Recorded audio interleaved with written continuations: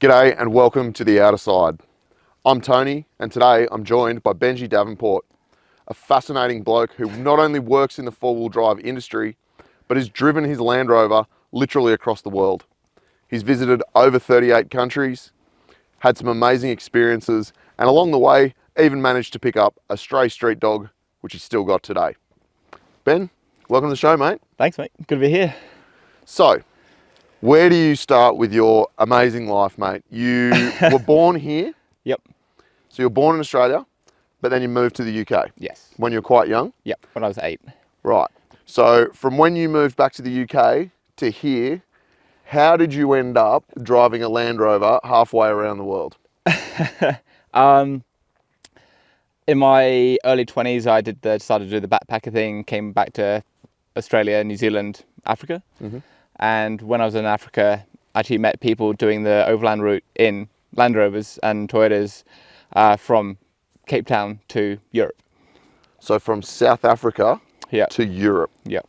Now I'm geographically challenged, so for my benefit, can you drive the whole way? Is it all one piece of land, or have you got seas in the middle that you've got to navigate via ships? What's the go? Basically 1 or 2 ferries. Right. And that's about it. So in terms of distance, yes, what are we talking? A year at least. 6 months people do it in, but yeah, multiple. I don't know. It depends on the route, really. Many thousands of miles. Many. Right. Yep. So you just randomly decided that that was something that you might like to do. That's it, 100%. And I basically got back to England, got off the plane. I was like, I'm going to go back to Australia, but I'm going to drive. And that was it, really, for the planning. Didn't happen straight away. It was always there, but then kind of fell back into just general life, really, like working 9 to 5 or 8 till 6, I think it was. But yeah, then I wouldn't say mundane, but it was just standard life. So what were you doing for work at the time? I worked for a Land Rover dealership. Yeah, okay. So you were in the four-wheel drive industry insofar as you were surrounded by the vehicles. That's it. So were you driving a Land Rover at that point? It basically, I think 6 months after I got back to England, I bought the Land Rover. So the seed was sown, right? That's it. Exactly that. Okay. I found a 1998 300 TDI, and it's the same car that I've got in my garage here. So you've still got that car. How many years later? That was 2006 I bought that car. Right, so 18 years you've had that car. That's pretty amazing, dude. And that car has been to, you said 38 countries in total, which is pretty fascinating. Yep. So how do you even begin to plan for a trip like that? It was probably, I don't know, it was probably like the hardest thing I've ever had to do. Well, ish, you know, in comparison kind of thing, because it got to the point where I'm going to drive back to Australia, but then other countries, the more kind of research I did with other countries was like, and spoke to other people actually who had done overland routes around the world. Said, oh, you got to try and visit here, you got to visit here. And I was like, that kind of my whole route became a weird squiggle around the planet. Okay. And then so I had to like kind of knuckle down and go like, okay, what am I going to do? And it was still basically a vague route, and I ended up drawing the route on the back of a napkin in a restaurant with my parents. Wow. And I was like, well, that'll do. And kind of like, yep. Right. So in terms of the vehicle, like, was it modified? Was it pretty stock? Like, did you have to do a lot of modifications to the vehicle before you went on a trip like that? Yeah. So I was still, like, I got into more so the tougher stuff. Mm-hmm. When I just after I bought the Land Rover, just with friends, just kind of got more and more, and would kind of go out on weekends and either do like kind of green laning, which is just it's unmaintained roads in England. So some like it's a little bit like here, but some get really tight and very tree and very, you know, you got to be. It's a more slow technical because it's not so much open. It's gonna go. If I get it wrong, it's gonna be. You'll hit a tree. Yeah, basically. yeah. Like anything wider than pretty much a Defender, Well, because it's gonna be that is the vehicle of choice for a That's- four-wheel driver in the UK, right? pretty much. So were you near London, or what part of the UK were you in? Cornwall. Okay. So southwest. Yeah. Yeah. So So I know a grand sum of absolutely zero about the four-wheel drive, I guess, community in the UK. So green laning is it rocks? Is it technical wheeling like we have here? Is it mud? Like what sort of terrain are we dealing with? it's honestly it's everything because it just depends on the part of the country you're in. Yep. Some are great, so you can drive, pretty much 1,000 k's like someone recently did through Wales. Wales has some great tough stuff. Yep. Then you go across the moors, which is like not a tree in sight, but you can get quite boggy in areas. Cornwall as well. But bear in mind, these routes they're old routes for back in the day where there were roads. Everything was still a road. So in some respects, a little bit like Australia in terms of a lot of the fire trails Yep. that we're driving are like old stock routes, or they are gazetted roads, That's despite right. they might now be falling into a state of disrepair, or there might be some pretty hardcore erosion, right? So kind of similar. Yeah. Is there a big four-wheel drive community in the UK? And growing. Yeah. Okay. And a lot of it is as well where, like here, you might kind of do the lap, but then over in England, Europe, you're going to do a big trip somewhere, whether it's around Europe or down to Africa, down to Cape Town. So you don't go to Queensland, you drive to like multiple other countries. Yep. Yeah, that's wild. So it's very it. different to the way we kind of go on trips here. Yes. So you had a Land Rover that was set up for, I guess, more like day tripping and local wheeling, I guess you'd say, and then you decided to drive your vehicle across the world. Yes. So what sort of changes were you making? Like, were you living out of the vehicle? Were you in like a rooftop tent? What was your sort of setup? Yeah, so I had a roof tent, and like not too much change from going from a weekend trip to a multiple year trip. It was, the whole trip was meant to be only, like I kind of planned for around 18 months for the whole trip. Wow. But that obviously went out the window and just extended. So how long did it take you from when you left home to when you finally got the car here? 8 years. So you were on the road for 8 years? About that, yeah. It went That's back to England insane, first, dude. and then because it was just the route whole kept changing, even when I was on the road. So, and just through kind of whether countries change rules or borders and things like that. So, so we kind of went back to England first, and then I shipped straight to here. Amazing. So So you started in England? yes. And you were heading for Cape Town, is that the go? Like No, more or less? Or where? It was going to be that, but then it changed. So Okay. it was heading towards Russia. Right. So, but then, so instead of that, I kind of went east, but then just straight up. So, Okay. So you've been four-wheel driving in Russia. Yep. I think you may be the only person I've ever met that's gone four-wheel driving in Russia. So What?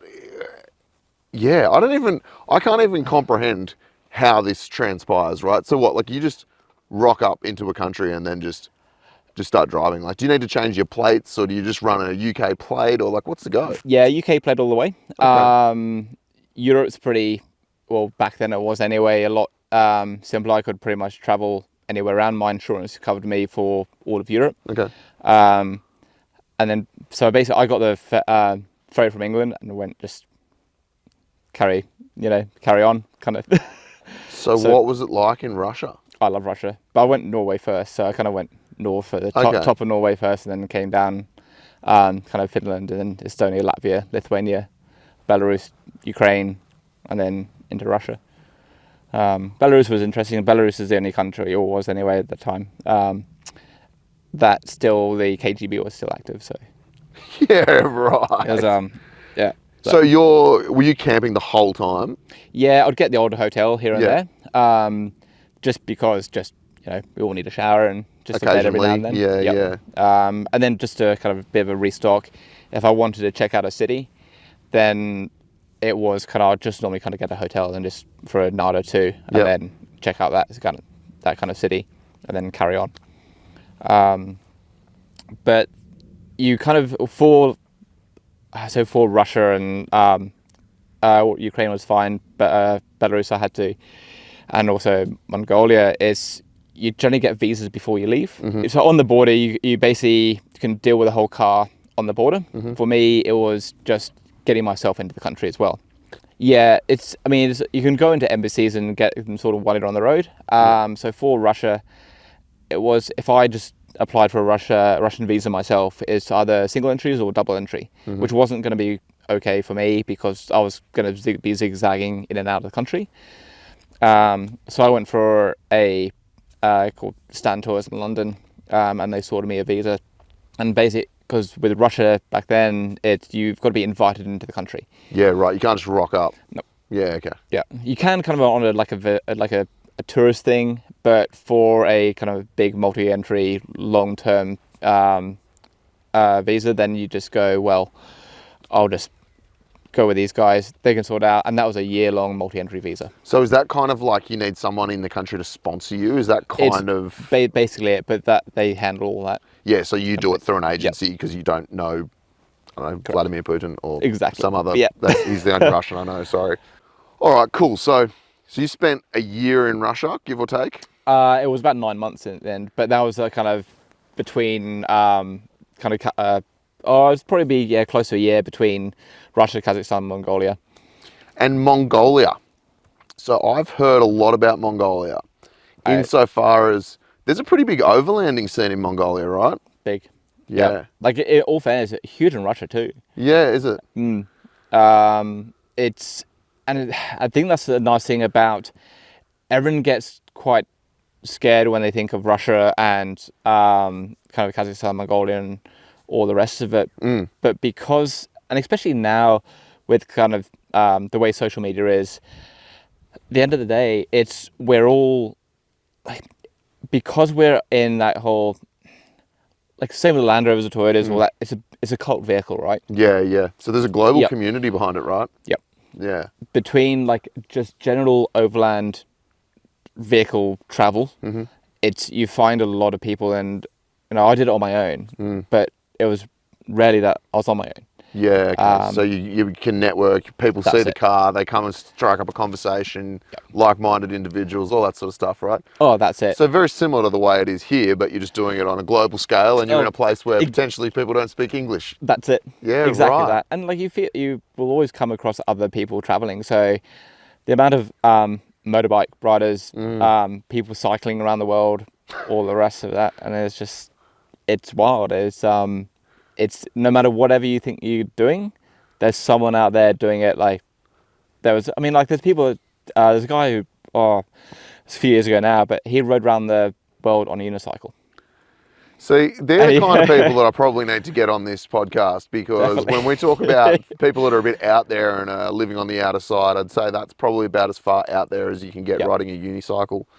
It reminds me of, it's very different, but there was a dude in Australia, I think he might still be doing it even, who had like a caravan of camels and he was just walking around Australia. I heard about him. Yeah. And I'm like, I don't really know what would possess you to do that, but it's mad, and I'm here for it. And like riding a unicycle around the world, not something that I'd do, but like you got to respect it, right? Like just people doing crazy things just because why not, right? Well, that's right. It's like these guys who get involved with cross-Atlantic rowing races. Yeah. And like all the people who row across it, Yeah, that's not. Yeah, that's like next level. I don't know about that. There's a high probability of needing a rescue or sinking. Yeah. So talk to me about Mongolia, because they're a really fascinating people, right? Because they're nomadic by nature, right? Like their history is that they are nomadic people. Correct. So the fact that they're right into their overlanding, it's kind of just like the modern extension of that, right? That's right, and it's like you can be in a part of Mongolia and like out on the steppe, and you can see the horizon every single direction, and you'll crouch down, tie your lace, and there will be someone standing right in front of you. Really? Yeah, and I'll be like, where did you come from? Yeah, right. I was camping by a lake, and I came down in the morning, like as you do, bit bleary-eyed and needing coffee. Yep. And there was a father and son just hanging out underneath the awning. And they had about 200-300 head of goat just hanging out. They were just walking them.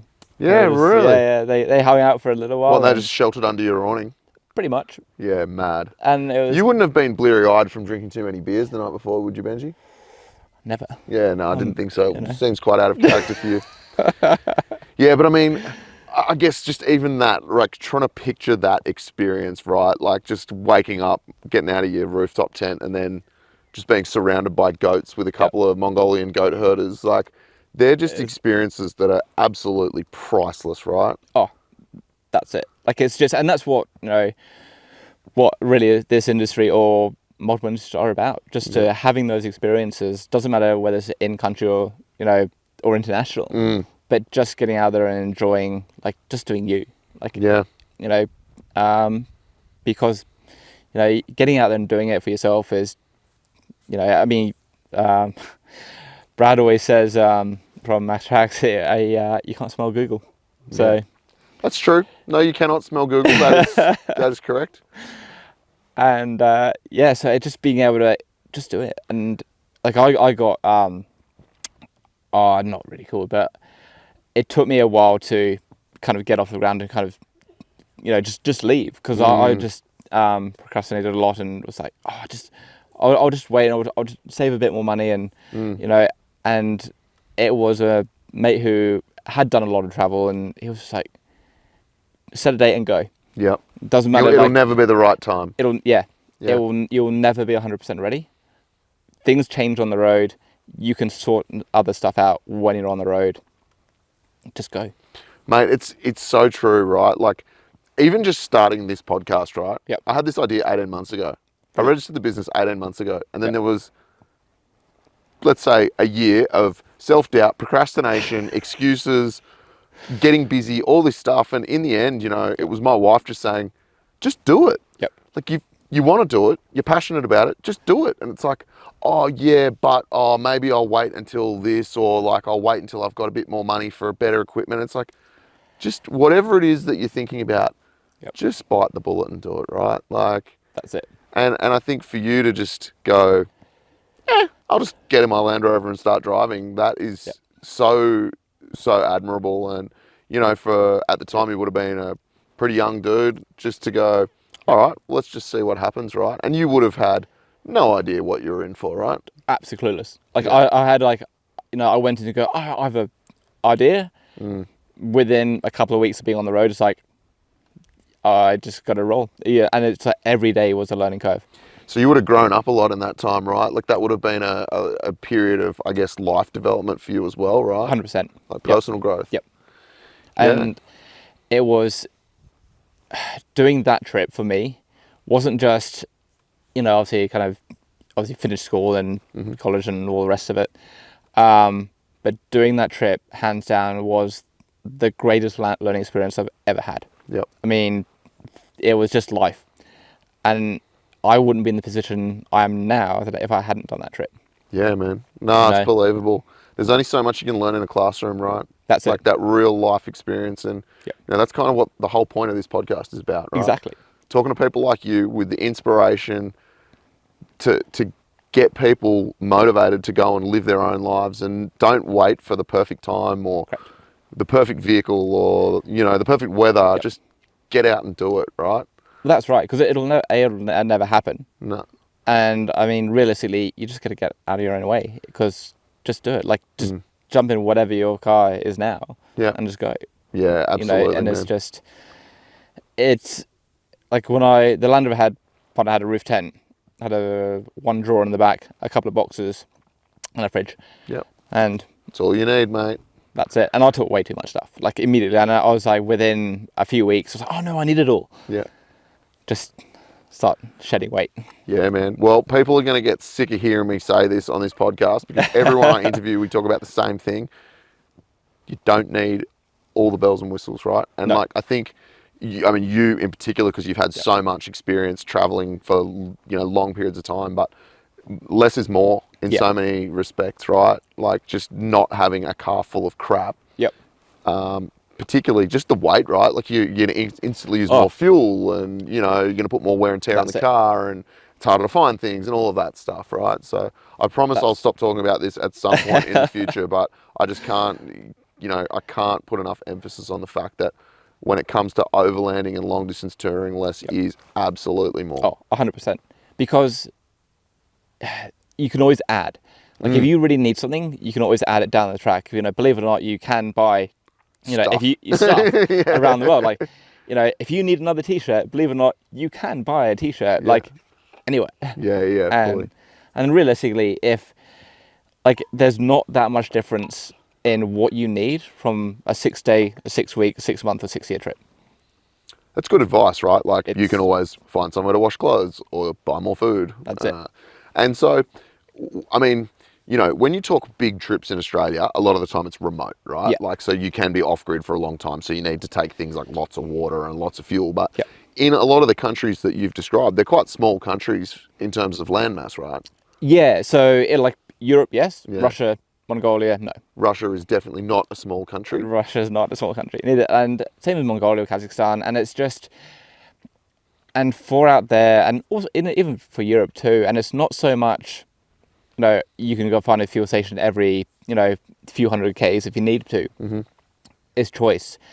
It's if you're kind of doing a big length, and you come across a fuel station where it's just like, am I going to get dodgy fuel from this fuel station? Yes. Then you can just keep, Make a judgment call, right? Okay, so you did Scandinavia. Yep. The Russia, Kazakhstan, Mongolia. Yep. And then where did you end up from there? So basically, I drove the rotor bones up to the far northeast of Russia, Mm-hmm. and then shipped out from there. Came back down to Vladivostok, and then over to pulled into Canada from there. Wow. Yeah. Okay. And then Canada would have been, I suppose Russia as well, right? So Yep. super cold. Yeah, I mean, it wasn't too bad when I was there because it was summer. Yeah, Like okay. kind of, but as I was kind of heading up the rotor bones, it was starting to get autumn, Yeah. getting into colder seasons, and it even when I was up on that road, I kind of came on the winter road, so just easier in some ways, but then just like the snow just started coming down the mountains. Yeah, right. But even so, you kind of like kind of a geographical settings, like it's just, if you look at the planet that's around that kind of that top band where it's northern Russia compared to northern Scandinavia, and then same with Alaska and Canada, it's very similar. Yeah, in okay. terrain. There's a lot of permafrost in it, so Yeah. a lot of it, like, don't drive off those roads because you'll It'll go bad. yeah. So you experienced a little bit of the cold in Russia, but then you went into Canada, which is a notoriously very cold place. Yes. So in winter, like summer's quite nice. Yep. Like bit like here. Yeah, and depends where you are in Canada, right? Exactly. Yeah. Yeah, okay. So what was Canada like? I mean, it looks pretty stunning. I've never been there, but it looks amazing. Loved it. Yeah. Absolutely. Yeah. So I spent a lot of time there on the East Coast. Yep. And then up into the Yukon, and ended up getting a job in the Yukon just purely by accident. Of course. Yeah. So that was basically doing working for wilderness fishing Yukon.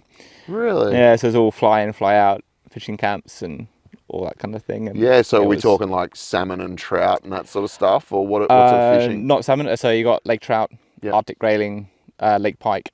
Yeah, okay. So it's Yeah, so you stayed in that area for a little while then? Yep. Yeah. And so from Canada then into the States, or? yeah, so up north, up into Alaska. Yep. So zigzagged around Alaska, and then obviously did the Dalton Highway to up to Dead Horse. Okay, so where's So- that for a so person I- like me who like- knows nothing about geography? So very, very north. So basically directly north of Fairbanks, up to basically up to the Arctic Ocean.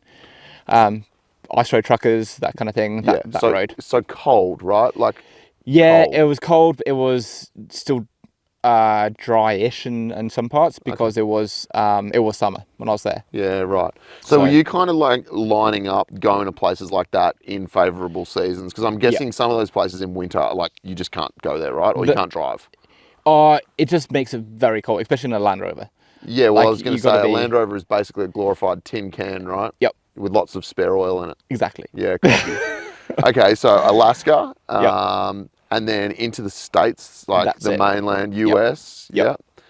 So what did you do in the US? Did you cover a lot of ground there? Like, did you spend a long time traveling around? I did. So I ended up doing all the Overland expos, spending a lot of time with Overland Journal, Expedition Portal, met up with the boys from Overland, and Yeah, cool. yeah, so and yeah, just spent a lot of time with those, and did a few trips with those guys, and just generally, I suppose, like making friends along the way. Yeah, of course. And because, again, more friends, more contacts, and it's just, I think it's just one of those things like where just good people make your life so much better. Of course. And you find yourself surrounded with that, and so especially with the British registered car in the States, It'd stand out. It stood out, yeah, especially like a few years ago.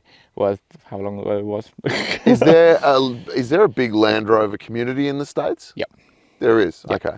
I suppose it's like because there's that many people there. There's a big community for everything, right? That's it, and also like because they've got they call it obviously overlanding. So there is that kind of a bigger and growing. Like it's still young. Yeah. In some ways, they have a huge car industry. But everything's kind of very new, and it was also for them, a bit like Europe. It's so if they're going to, a lot of them are going to do a big trip, then they're heading south. Like if they're going, they'll go into Mexico, or rather than doing, for us, or here, like instead of doing a lap, they'll drive the Pan American. Yeah. So which is basically can go top of Alaska to the bottom of Argentina. Well, yeah, we run out of land reasonably quickly here, right? Like in terms of going to another country. That's it. Excuse me. Okay, so you spent a bit of time in America. You did the Overland Expos, so you were deeply, I guess, involved in the four-wheel drive industry. Yes. Despite at the time you weren't directly working in the industry, correct? Correct. Yeah. And then from there into South America, right? Central, I didn't actually. It got very complicated. Okay. South, because when I was on the road and all that, laws started to change into a couple of countries in South America and also Central. Okay. Is this around like drug war sort of stuff? Or? Oddly, we can call it drugs. It's basically, no, it's Japan.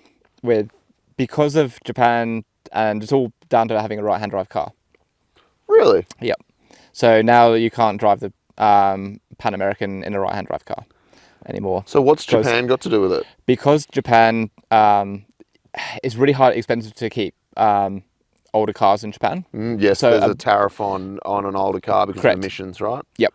So a bit like here, we can buy cheap cars from Japan. Same with Europe, and all fairness, like a lot of Eastern Russia is all right-hand drive cars from Japan, because there's a ferry that goes from Japan to South Korea to Vladivostok, and that ferry is full of cars. Exporting old cars, because so for anyone that doesn't know, in Japan they're really heavily focused on controlling emissions. So as your car reaches a certain age, I think it's like 10 years or something, it's not very old, you start paying a ridiculous tax every year to keep that old vehicle on the road. So if you ever go to Japan and you see like an old school Skyline or I was over there just last year and I saw an immaculate 60 series on the road, and you know that they're a true enthusiast because they're paying a ton of cash just to drive that car around, right? That's it. And I guess, what you're saying here, we've got two 80 series in the car park over here, right? So we're both driving 30-plus-year-old vehicles.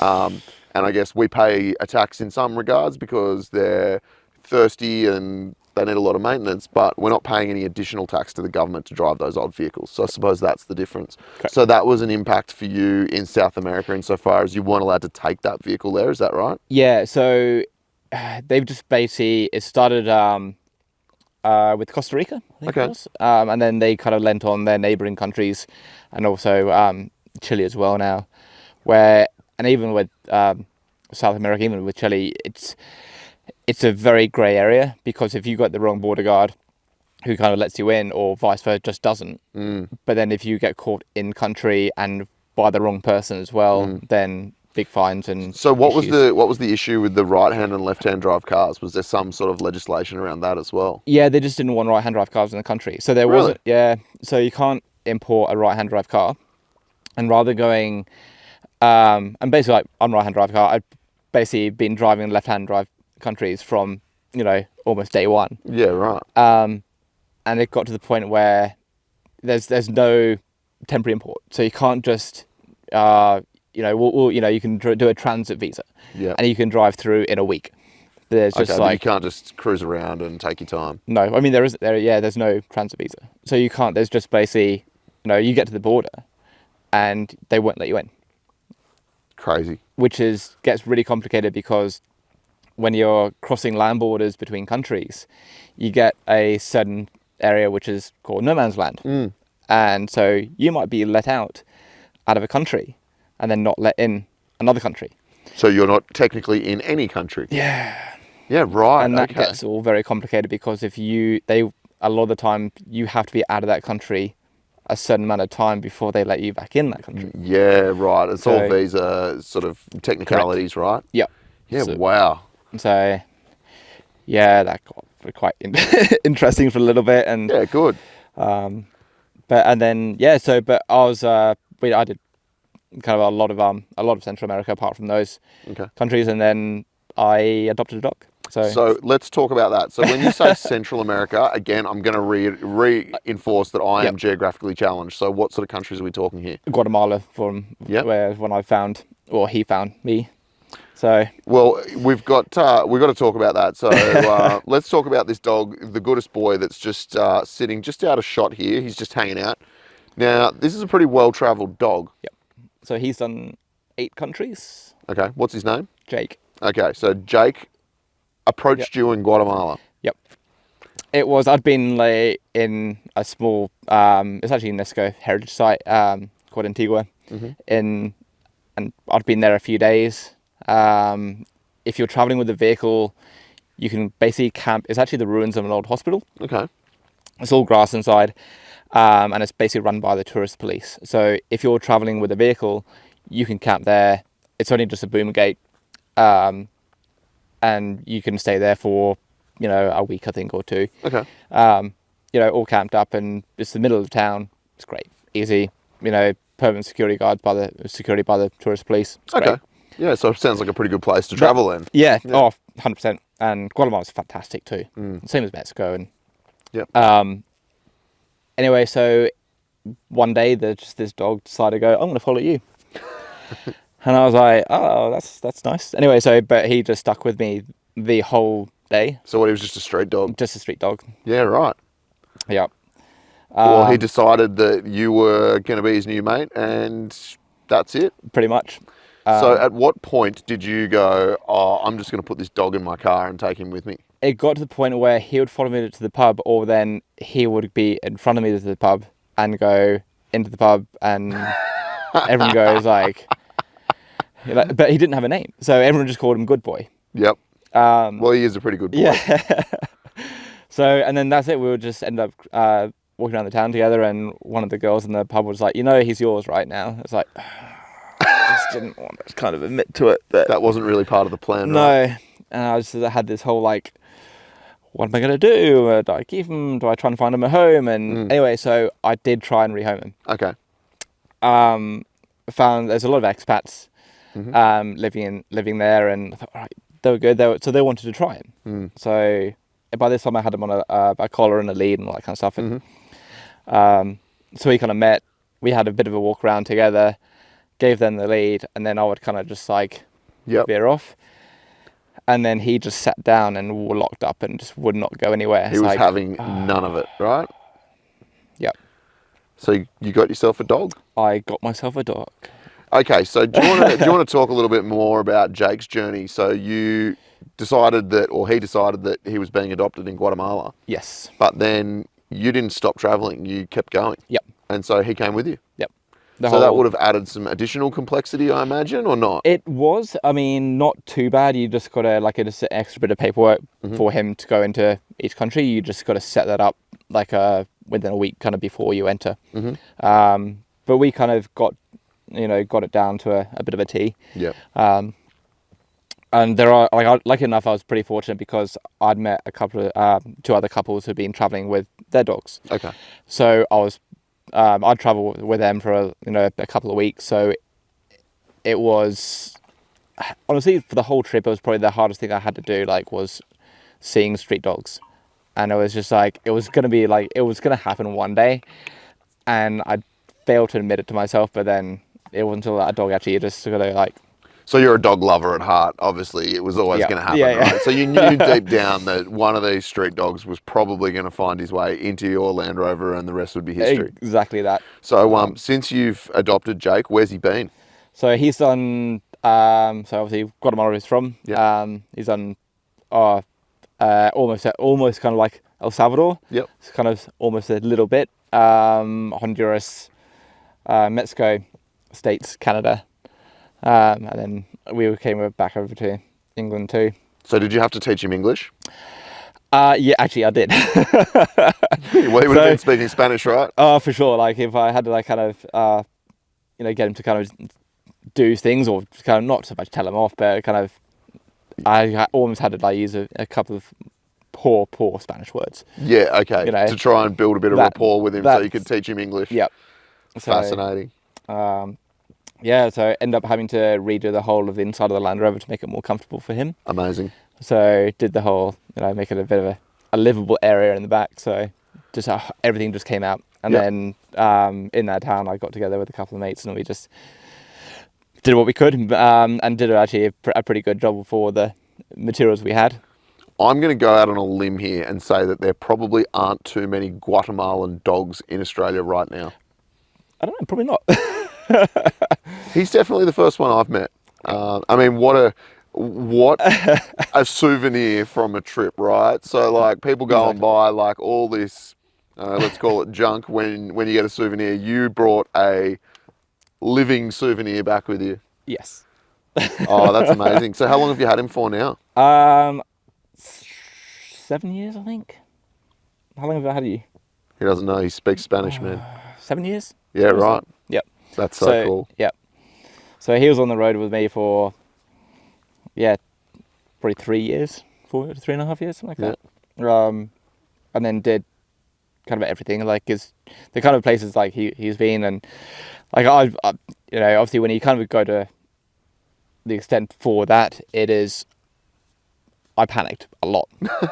And lucky enough, I met a lot of good people, and they were just like, you got to go down the route of getting him certified as an emotional support dog. So you can take him anywhere. There's no restrictions, right? Yep. So you did that? Yeah, but I did the legit way where I actually I had to go and see a shrink. Yeah, so he's accredited as an emotional support dog? Yep. Fantastic. Well, you know what? I recently lost a dog at the start of the year. When I say lost, we put him down because he's quite old. And when we got our new pup, we looked into getting him certified and accredited so that we could take him. And the reason that we wanted to do it was so that we could take him into national parks. Yes. But when we looked into it, it's actually extremely difficult to get a dog certified in Australia to allow them to go into a national park. You can take him to the shops, but not into international parks. That's it. So can he go pretty much anywhere? Yeah, I would have to double check to make sure. We haven't done too much like that in Oz, but he got to the point where because I went to see a shrink, I'd be interviewed by said shrink, and also he had to be too, to make sure he wasn't going to be.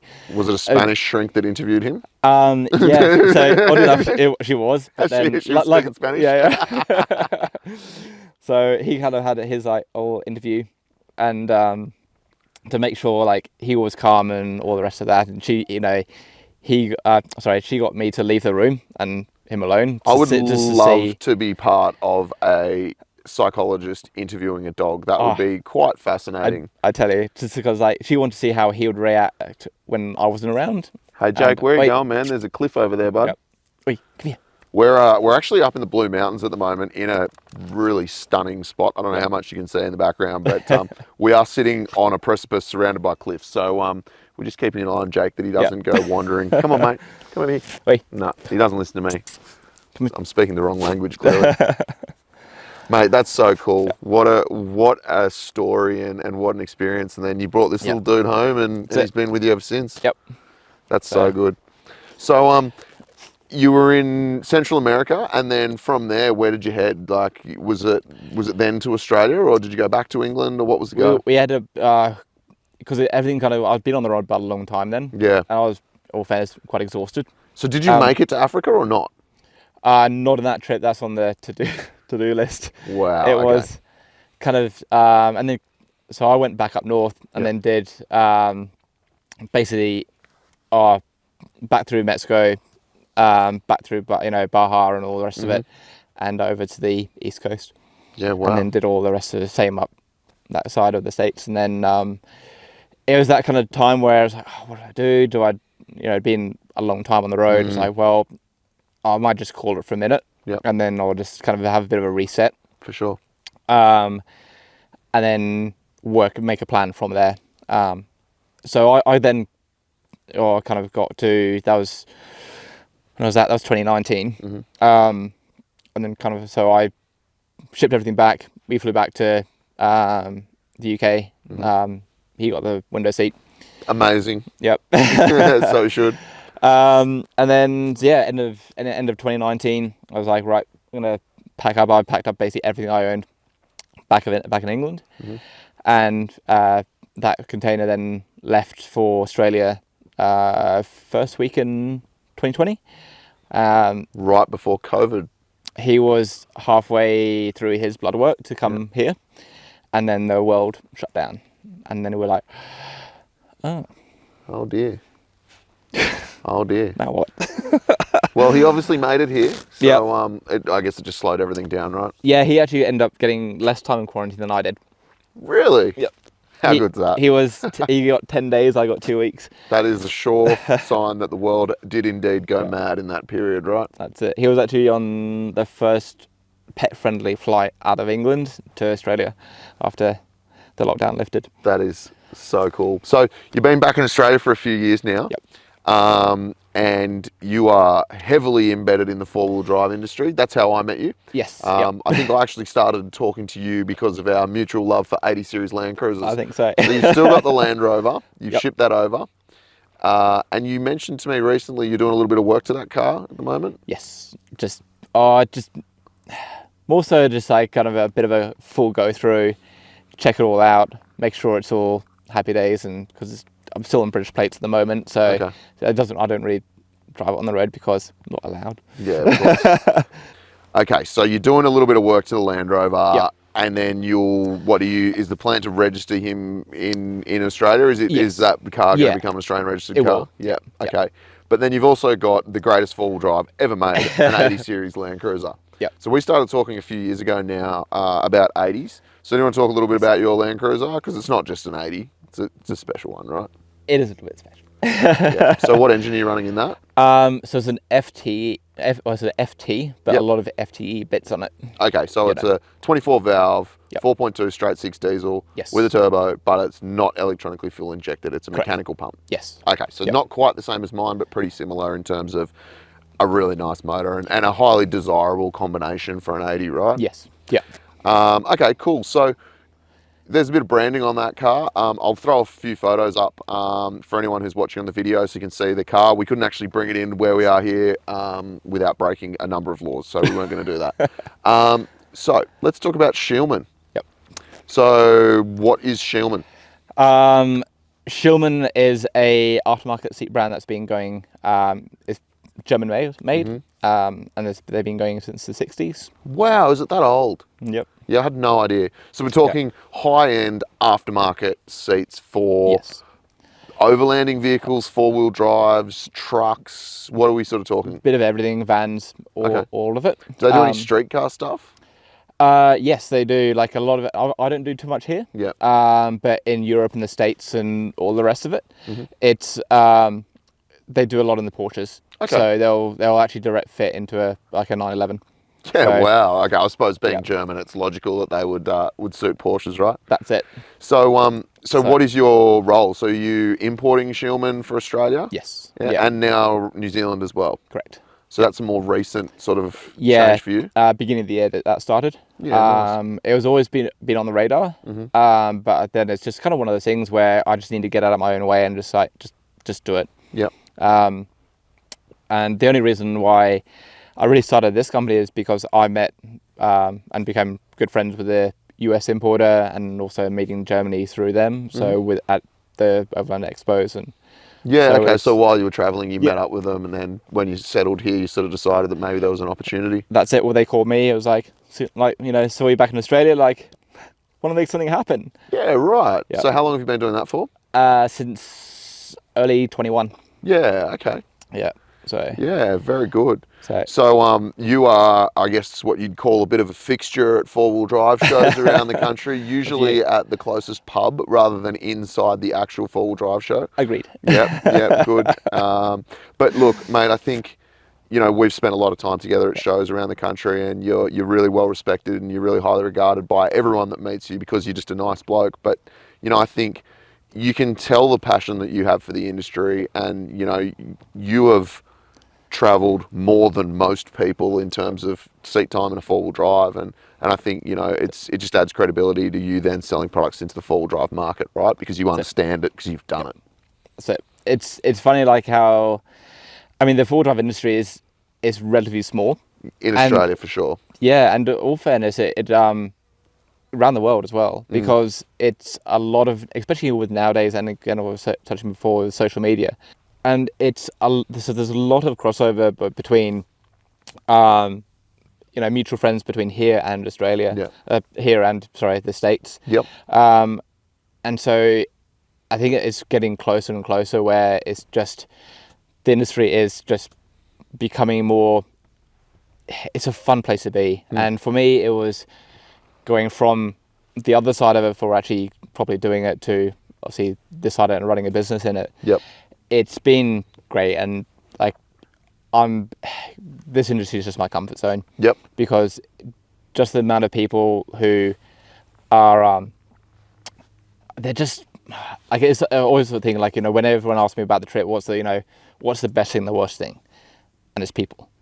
Like Always, right? always. Yeah. Always. What can make you have a good or a bad day? Usually people. Exactly. Yeah. So, and it's just being kind of settled into this industry now, and you know, obviously meeting obviously people like yourself, and because at the end of the day, it's like, especially with with all the shows, it's more of a, like, you know, it becomes more of a family thing, but because it's just, we're all in it together. We're all, you know, we all spend that kind of time together. Yeah. Shows are shows. You do your thing in the day, and then at night have some beers, and and that's where the networking happens, and you start to form really close friendships. And I know, I mean, I'm the same. I've met some amazing people through the four-wheel drive industry in Australia, and there's some, you know, there's some really fascinating people that have had just, you know, the most amazing experiences, and I love it, man. I think, and there's a good group of us that all get along really well, and, you know, there's always someone to go to dinner with, or someone to go and have a few beers with after the show, and I guess kind of like decompress a little bit, vent about, you know, maybe some difficult customers that you've spoken to during the day. But, you know, I think it's really good, and from an industry perspective, we can all share knowledge, we can bounce ideas off each other. You know, you can call me and ask for some advice on marketing, and you know, we can share that knowledge, and ultimately help make the industry stronger within Australia, right? Correct. And that's what it's all about, because we are making a living off it at the end of the day. That's right. And I think it's just even more important nowadays with, you know, a lot of bigger corporate companies coming in, and it's just, we need that networking and that closeness with the, you know, the inner circle, if you like, more so now than ever. Yeah, and everyone's got each other's backs, right? Yep. Okay, mate, so we could talk for a very long time, and I will definitely have you back on. I'd love to do a bit more of a deep dive into some of the specific countries and some of your experiences. Some of the stories that you've told me in the past, we'll have to decide whether or not they're fit for public consumption before we talk about them on camera. But if people want to find out more about Scheelmann Seats, how do they find you online? So it's just all one word, scheelmannaustralia.com.au. Yep. Or on the good old Insta. Yep. But yeah, shoot us a message, have a chat. Yep, no worries. Well, I'll drop the links to your socials in the video as well. For anyone that's listening on the audio version, just head to the website. I'm sure you'll be able to find Benjy's socials from there. And for anyone that's listening along, I just want to really say thank you. Obviously, we're pretty new to this game. I'm still figuring out what the hell it is that I'm supposed to be doing. So if we've got any sort of audio issues, I am definitely an amateur at this stuff. I'm still learning. So please bear with me.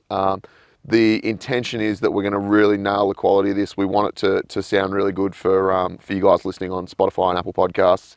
If you are listening on one of those platforms, if you could leave a review for the show and follow the show, that really helps just spread the message and get it out there to a larger audience. And if you're watching on YouTube, I hate to say it, but if you subscribe to the channel, it really does help. And it's really motivating for me as well. If you've got any questions for Benjy that you want to ask or anything about his experiences, just drop a comment in the YouTube comments. I'll either answer it or I'll give Benjy a call and get him to answer it for you. So yeah, I really appreciate the support from everyone and can't wait to keep releasing episodes. So we'll catch all you guys next time on the outer side.